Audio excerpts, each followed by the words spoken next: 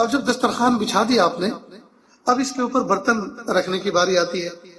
تو کچھ پلیٹیں تو وہ ہوتی ہیں جو سیلف یوز، ہر آدمی اپنی پرسنل استعمال کرتا ہے.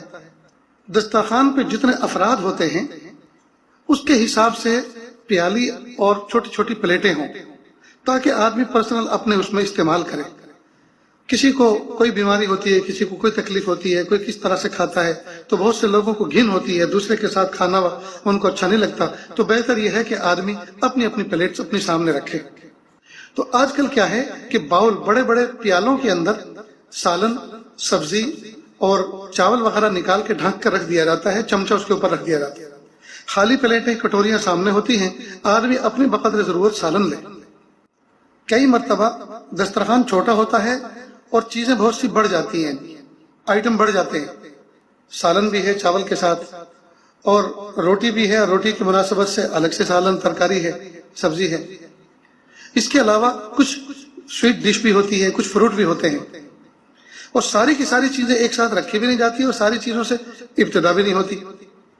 تو بہتر یہ ہے کہ فروٹ عام طور پر ہمارے یہاں دسترخوان پہ بعد میں رکھے جاتے ہیں. تو فروٹ کو قریب میں لا کے ڈھانک کے ایک طرف رکھ دے. یہ کئی مرتبہ دسترخوان کے قریب میں کوئی ٹیبل ہوتا ہے تو اس پہ رکھ دے، لیکن رکھے رینج میں تاکہ کھانے والے کو یہ اندازہ ہو کہ یہ بھی کھانا ہے. ایسا نہ ہو کہ کھانے سے پیٹ بھر لے اور فروٹ کھانے کی جگہ نہ، اور بعد میں حسرت ہو کہ ہائے پیٹ تو یہاں تک گلے تک بھر گیا ہے اور فروٹ اتنے اچھے ہیں اور جگہ تو ہے نہیں. بہرحال تو جو چیزیں، جتنی بھی چیزیں مہمان کے سامنے پیش کرنی ہے، جن کو کھلانا ہے، وہ اس کے قریب میں رینج میں رکھ دے، لیکن دسترخوان پہ ساری چیزوں کو نہ رکھے ورنہ ڈسٹرب ہوگا.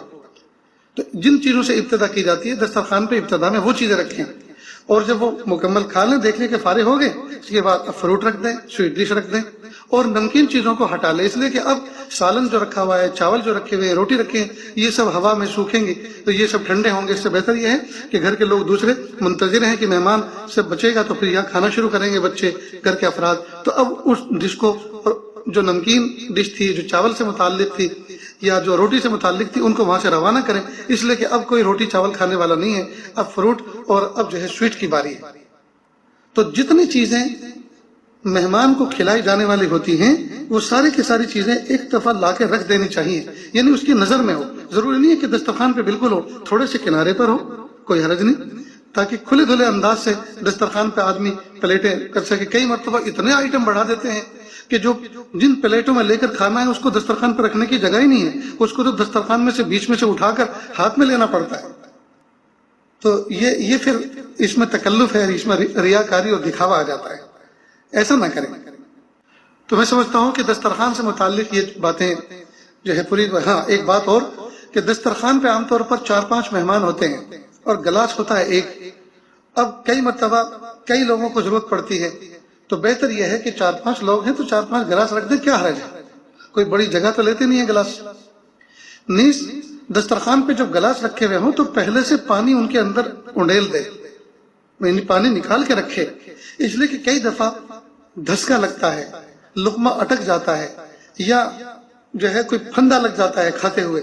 تو ظاہر بات ہے کہ اتنی فرصت بھی نہیں ہوتی کہ اس وقت کسی کو کہے، بولنے کی بھی سکت نہیں ہوتی آدمی میں. پانی نکلا ہوا ہوگا پہلے سے تو آدمی فوراً گھونٹ بھر سکتا ہے. بالخصوص جس دسترخوان پہ ساتھ میں کوئی مہمان کے یا بچہ بھی ہو تو اس وقت تو ضرور اس کا اہتمام کرنا چاہیے کہ پانی گلاس میں نکال کے رکھے پہلے سے، اس کا خاص اہتمام کرے. نہیں، دسترخوان پہ کئی مرتبہ اچار بھی رکھا جاتا ہے، سلاد بھی رکھی جاتی ہے. یہ چھوٹی چھوٹی کٹوریوں میں یا چھوٹی چھوٹی پلیٹوں میں ہوتی ہیں.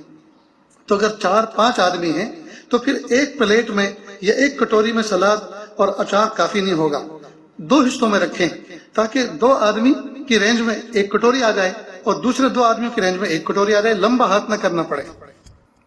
کئی مرتبہ بڑی سی پلیٹ سلاد کی بناتے ہیں، اس میں ڈیزائن بناتے ہیں، پیاز کاٹ کے الگ اس کی قطار بناتے ہیں، ٹماٹر کاٹ کے گول گول الگ قطار بناتے ہیں، اور بیچ میں ہری مرچ سلمہ کو الگ سے کھڑا کرتے ہیں. تو یہ تو پھر دکھاوا ہوا. آپ نے جو ہے دسترخوان کی شو بازی کی، آپ نے میزبان کی ضرورت کا خیال نہیں رکھا. تو اس کا خاص خیال رکھیں.